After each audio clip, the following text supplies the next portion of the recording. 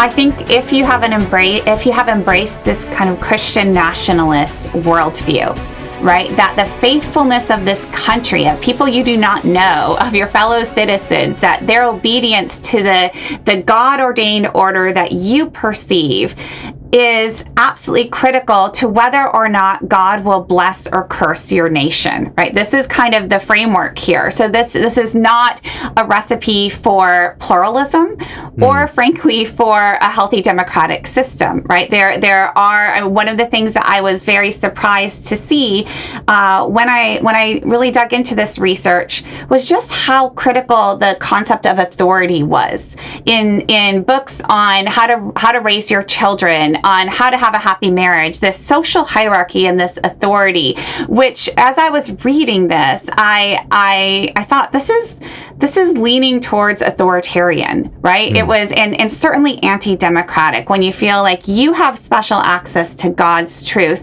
and others do not. And why would you want to empower those who don't have access to God's truth with the ability to make laws, with the ability to vote, with the ability to shape this country? And so it very much has this us versus them mindset, which I think when taken to its logical extreme is anti-democratic. Well, you mentioned that, and you're mentioning the verge towards authoritarianism, both at the home, at a local level, but also at a political level.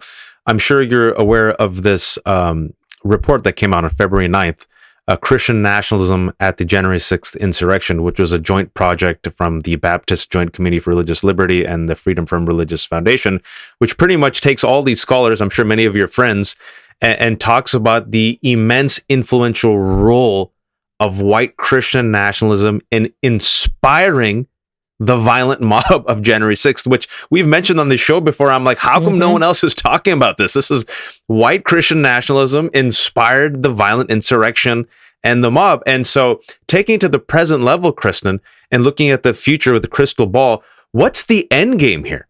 That's a really hard question. When I look at the events of January 6th, you can absolutely see all kinds of religious symbolism. You can listen to prayers offered on the floor of the Senate. Also, a prayer by the Proud Boys offered on the way to the Capitol. And you have all of this religious imagery. And many, though not all, but many of the participants of the Capitol siege were Christians. My focus actually is less on those who are actually there at the Capitol and more on ordinary folks and their response. And that's what I've tried to pay a lot of attention to. So within evangelicalism, you have, a range from real extremism to the majority of evangelicals are going to be somewhere in the, conservative, moderate space. And I was watching very closely kind of ordinary folks, how they were responding to what happened. We're talking about ordinary 6th. White evangelicals. People in the pews. Yep. Got it. Okay. Mm-hmm. Yep. And that's where initially I saw a lot of denial. Like, this is not us. This is Antifa. Right? We're not. And then after a few days, that wasn't very viable anymore. So then I heard a lot of silence, just nothing. And then I started to hear kind of, we don't condone violence, but, and then a lot of justification, right? And that actually is very concerning to me, that I worry that people who have been steeped for generations now in this kind of culture wars vision of what it is to be a faithful Christian and a good American, and a vision of Christ that's a kind of warrior Christ, and you have to follow in his footsteps, that does not create the conditions for restraint. I can put that much. So that most evangelicals were not storming the Capitol, but I'm looking for where they are going to draw the line and say, this is not okay. And I'm not seeing a lot of that line drawing, except from people who are kind of the never Trumpers, the 19%, if you will. Among those who are supporters of Trump, supporters of this kind of white Christian nationalism, I don't see much restraint. So there's no line for the 81% so far? I can't say there isn't one. No, that you've seen, excuse me. I have not yet seen one. And so it concerns me where that line might be. When it comes to questions like access to voting rights, I don't see much concern on that front. When we look at state level, party politics and just basic democratic norms, I don't see a whole lot of robust support.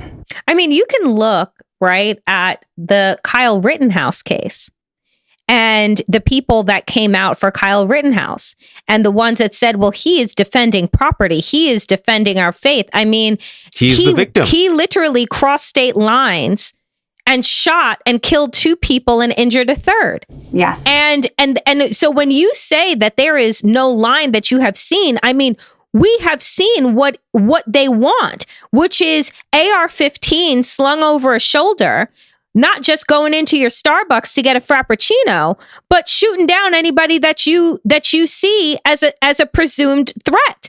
Right? That whether you're looking for them or not, and so I wonder, I want to ask you this question with regard not to just what we're seeing as the rise of extremism in this country, but, we just came out of France's election, yes. Right? And we just saw that, while everyone is celebrating the fact that Macron, won, the reality is that Le Pen gained much in the same way that Trump gained in voters from 2016 to 2020. So, Kristin, what is happening globally at this time that is creating this type of extremist tempest? It's a really, really big question. I can speak first to the influence that this American movement is having globally. And one of the things that I do in Jesus and John Wayne is I examine evangelicalism not primarily as a set of theological ideals, but as a consumer culture. And that culture spills over borders. And you've got the influence of conservative evangelical religion and politics that's through televangelism and Christian radio and the Christian publishing industry that goes global. And so I hear from Christians in countries around the world, in Australia, many in Brazil, in the UK, in Eastern Europe, in Canada, right, of the influences of this right-wing evangelicalism that is really taking hold in China as well, actually.